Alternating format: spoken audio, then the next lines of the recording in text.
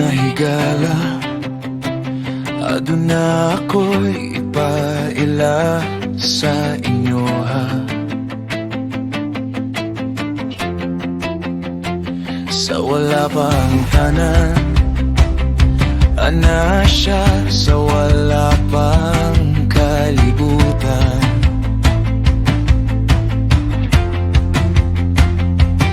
Sumala sa kasulatan, diha sa pulong nagsugod ang tanan.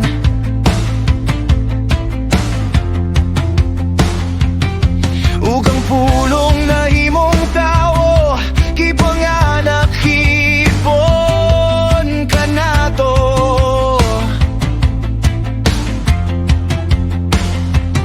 Sa kangitid na gadanagang kahayag sa iyang taliwala,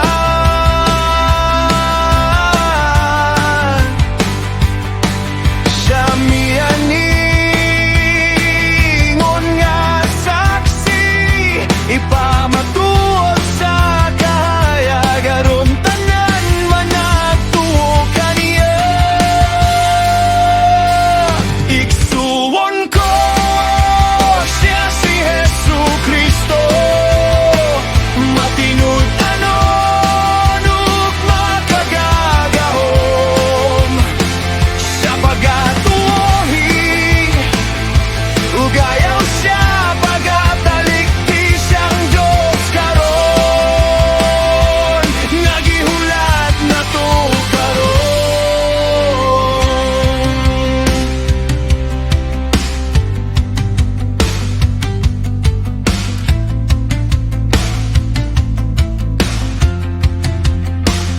Ang kaaway ginalimbungan niyang katawhan sa sinugdan.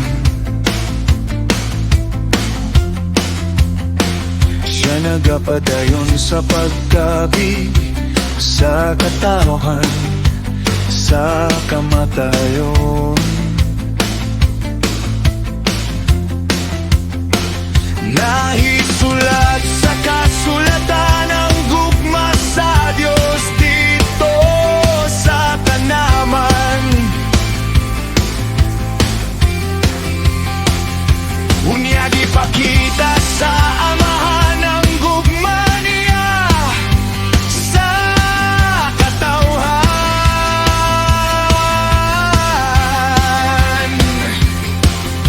Gihatag niya iyang gugtong nga anak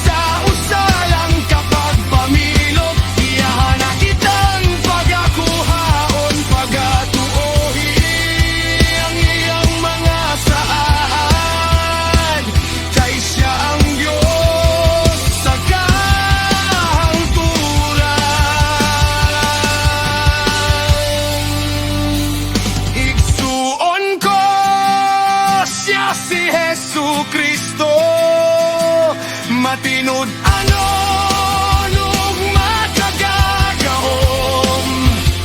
Siya pagatuhi ugayaw siya pagataligtis ang Diyos karon nga gihulat na to karon. Higala ko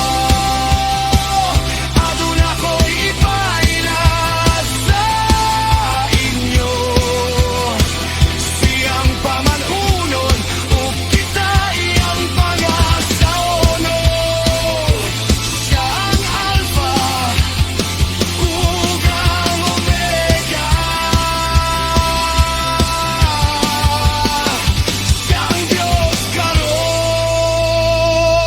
nga gihulat na to karon.